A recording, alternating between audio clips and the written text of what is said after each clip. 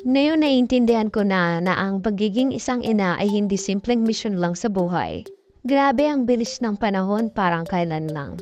Ngayon alam ko na kung gaano kahirap maging isang ina. Kaya naman nagpapasalamat ako sa aking mama na nag-alaga sa aming tatlo. Sobrang bawa ko sa iyo, ma. Super mom ka talaga. Ako nga na isa palang anak, nangangapa at nahirapan din sa pag-aalaga ng baby ko. Kaya sa lahat ng mga mamis dyan, saludo po ako sa inyong lahat. At nakaka-proud din na ngayon ay isa na ako sa mga mommies. At sa mga first-time mom na katulad ko, kaya natin to. Malalagpasan natin ng mga bawat pagsubok sa pag-aalaga ng ating baby. Basta katuwang natin ng ating mga pamilya at ng ating mister.